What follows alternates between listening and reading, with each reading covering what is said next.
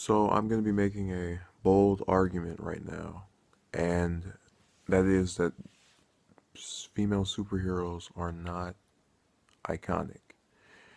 And let me just also disclose what I mean by that, or define it rather. I don't like this angle. Ugh. So let's just over a little bit. It's a little bit better. What I mean by that is female superheroes. I guess I should explain it a little bit more, because the way I'm going to might confuse or throw people off. So, with a character like Batman or Superman or Spider-Man or Iron Man at this point, in recent years, you would be able to name members of the Rogues Gallery, feel compelled to buy, some comic of them, even if you aren't, the biggest fan. Like I'm not the biggest fan of either Superman or Batman. I just have kind of the nostalgia thing going on. But the point I'm making is they're very popular and successful enough to just be read by themselves by people who, don't even read comic books. People that will just jump on to the medium and see them and go, okay, well, I have to get on that person's book. Yeah, definitely. Um, but then you look at someone like, Wonder Woman, who I'm going to probably be using over and over in this video, like she's the only one that exists, but she's an interesting case. I can't recall anybody and, just knowing people who read comic books that ever say anything about wanting to read anything about her or, you know, have any interest in seeing any stories that are featuring her prominently, except for maybe the Justice League, which isn't even always about her usually. They don't flock to her, and that's kind of my point here. She's a character that a lot of people know. I think the most popular female superhero, which is why I'm bringing her up. But when do you ever see anyone who can recall any of her villains except for maybe Cheetah? And when do you get to talk to anybody who knows anything about her past? I'm kind of a little fuzzy myself. All I remember distinctively is that run where she lost her powers temporarily, and there was this whole backlash against by women that were mad about that, and I guess rightfully so, because as one of them told the writer at the time, you took the one powerful woman in comics and made her weak, or took her strength away. And I definitely see where that person was coming from. He even said to himself he realizes it, I guess the error of his ways in writing it. But the point is that she's a character you would know, right off the bat. But none of her villains you would feel that way about. Where it was with Spider-Man or Superman or Batman, that's not the case. You can name multiple villains. Superman was kind of the hardest for a while, but then you can name Brainiac and Luthor. Um, just was Absorbing Man, the purple guy. You get what I'm saying? And even if you can't name his villains, you would still go to his book, even in not being a regular comic reader. And that's kind of my biggest thing against her, that no one I know would ever go to the lengths of trying to read her stories. When they relaunched DC about 5 years ago, I went out of my way to try and jump on her book because I wanted a female character that, was interesting. Now, I ended up getting that, but not from her book. I got it from Batgirl by Gail Simone. I read that and thought it was really good. And definitely was a story in which I could sympathize with the protagonist and, felt more, I guess, proud of reading because it's not like, oh, you're reading this because she's barely wearing any clothes. Batgirl was fully covered. Um, but, you look at Marvel's side, they have no one over there that I can really call distinctive enough. And it's kind of sad, really, because one of the writers made it out a while ago to, say, oh, She-Hulk could end up being that for Marvel. The person or the character they really should have done that with is Miss Marvel, just because she's not, or at least I don't think, was an extension of a pre-existing character, and so, especially a pre-existing male character, and so I just thought she was more distinctive and, would make more sense to do that with. But for whatever reason, they chose not to. And, now you see Carol Danvers is no longer the sole Miss Marvel, which even worsens the chances of my wishes happening. because I like Miss Marvel. The Carol Danvers version. I've heard good things about the other one. What is it, like a Black Muslim? I think that's the. I forgot the character's name. I just remember there was a whole stir online about the change in religion and race. Like, it's just a different character. Relax. Yeah, every time some superhero gets a different person assuming the role. If it's a white male already, it should stay a white male forever. Um, but whatever. So bottom line is that you go and look at these other male characters, and you know who they are. And I think what I can kind of say is that blows himself up, dude, who I used to watch the videos of when I was younger. Made a video about this same topic, and just deliberately was just talking about Wonder Woman the whole time. But what was is Wonder Woman iconic or not? And I definitely like that was when I first started getting these feelings because I feel as if they hadn't had the Justice League cartoon and Super Friends, probably never would have heard of her until this year almost. Well, maybe not that far, but the point I'm making is that she is nowhere near the level of Batman and Superman, and that's sort of the fault of DC, and it's also sort of the fault of I'm not going to blame the customer for it, but there's a way of and I noticed this when I started reading the first volume of her of the DC New 52 stuff for her independent series.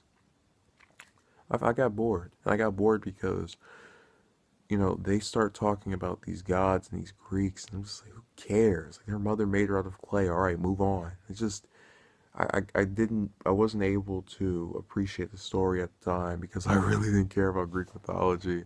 I just wanted to see her fight, maybe with some kind of character moments or whatever, but just something that made me remember I'm reading a superhero comic and not something about, mythology. Um, it bored me. And that's not to say the writer is awful or that if I read it now I wouldn't be able to appreciate it, but at that time I distinctively remember I don't even think I finished like the third issue. I was just tired from reading it. I feel kind of bad saying that because I know the process of writing is, sometimes stressful or sometimes can be hard or difficult. But that's just how I feel. And I definitely, want to convey that there's still hope for that story because I haven't read it in so long. Aside from that, I just think if you have a continuous amount of female characters that you try to elevate, like Marvel's been trying to do, you're going to run into problems when you do nothing with them outside of that media. Um, like, how do I explain this? So they always give Batman cartoons over and over and over and over and over again, left and right, and they'll occasionally do the Superman one, but they never do that much with Wonder Woman. They just keep it exclusively about those two, and they have this thing where they try to elevate them as the big three. But you see it more along the lines with Green Lantern. You saw it anyway. He had his own cartoon and his own movie, which everybody hated. Cartoon was wonderful, and when it got canceled, that was very disappointing. But nonetheless, you get what I'm getting at. That they don't go out of their way to really include her in other forms of media. Why are we just now getting a film about her? I feel as if that should have happened when I was younger, and it doesn't make sense that now I'm almost 20 and still have not done anything with her character as far as other media. I don't think she's had a cartoon series either. No, she hasn't in the last 20 years. And it's kind of what annoys me that like my generation of growing up on Batman animated series, Superman animated series, Spider-Man and Hulk, Iron Man, even those last two weren't that as long as the others. The point is, you saw that character enough in your younger years to grow an investment in them that, at least with me and Spider-Man, has lasted my entire lifetime. They'll always be my favorite comic book character because I just, all these stories I used to love. He was really the character that got me into reading comics. And, I just have this kind of religious devotion to his, mythology. So thank you, Stan Lee, who I share the same birthday with, by the way. Um, you know, there's no reason why in this modern era, and I know this light is just going out and about, you should have a character that could be as iconic as Wonder Woman, and she just doesn't get used thanks to the company. Because a part of me wanted to say, oh, maybe it's the fans that are doing this, but what it is that basically anytime a superhero gets a movie and it does like relatively okay, and I'm not joking, you can see this trend with both Marvel and DC. It's with both of these two, so this isn't, a one-way argument against either one. I like both, by the way. Overall, they both do things that get on my nerves occasionally. But the point is, whenever a superhero gets a movie, they usually always at least contemplate making a show. Back when, and that's true for movies that didn't even come out. When Spider-Man the animated series was running, they purposely left out Electro. Here I'm calling myself a Spider-Man fan, messing up his fans, his enemies' names, because he was supposed no Sandman, my mistake.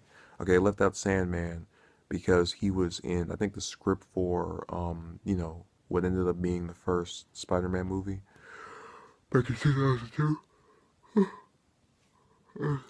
It's so funny to think about how that show ended 1997, the year I was born, and then the movie doesn't come out for another 5 years, and because of that movie, we didn't get one of his most iconic villains. But the point is, those Batman movies that are coming out in the '90s, left and right.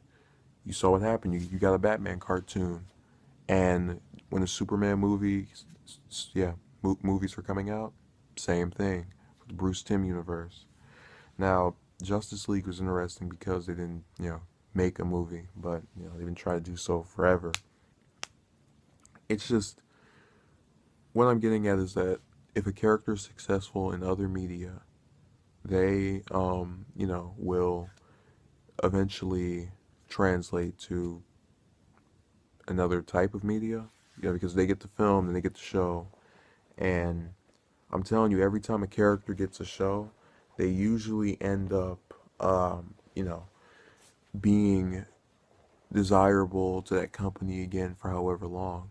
That Ultimate Spider-Man cartoon that I can't stand, which by the way I saw the whole first and second season of, so I don't want to hear anybody say, "Oh, you barely saw any of it," and that was enough for me to go off of my basis of not really being that much a fan of it. But nonetheless, that's been on since Amazing Spider-Man premiered back in 2012, and it's important to note that correlation that whenever a movie comes out, and the movie was popular, the show not so much, and the sequel to the movie not so much.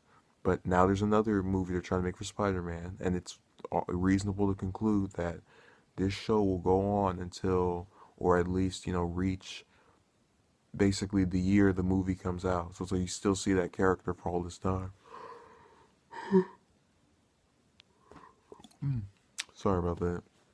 Yeah, I'm getting a little tired. It's 7 in the morning. But nonetheless, if DC does it the way that they did it with these other characters, where we finally get this movie next year, and they do a show, I think you will see cartoon. I know, live action, none of that. Aim it particularly at and it's interesting because it could be a way of appealing to both demographics. So look at the Legend of Korra, obviously about a female, but still widely liked by males because you were able to see just a character that was strong and that people liked, for their strength, which is, very desirable to males. And because of that, you have that crossover appeal. And I think if they do that with her, with a show for her, we'd see a change in this.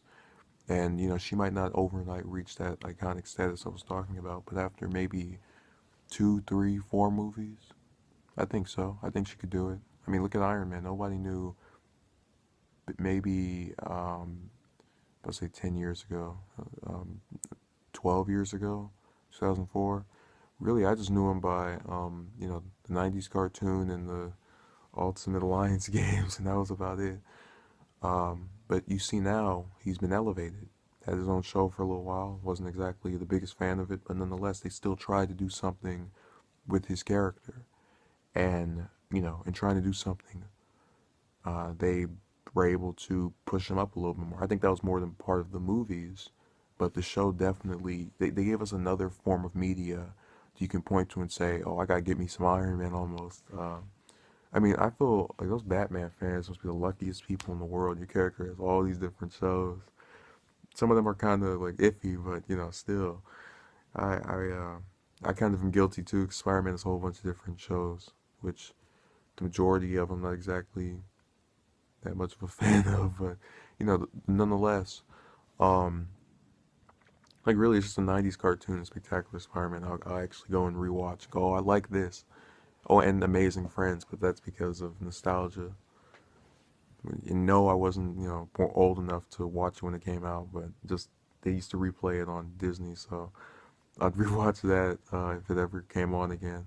But the point I'm making is that these films, I think, are the biggest reason why a lot of these male characters, like Iron Man, like Captain America, like Thor, have had this like just this resurgence in popularity. That because of their being used in other media and people being impressed by their portrayals in other media. Now, people were impressed by Wonder Woman being used in Superman versus Batman. So there's hope. Oh no, I'm just saying that, there's a way to make her popular, and it's very similar to the way you made male characters popular. It's just a matter of who writes her, who, plays her, and ultimately how people perceive that. And the same can be said for any female character, but like I said before, I think she's the best chance that women have right now of having a character that's already well known, but not iconic. So thank you for watching and have a good day.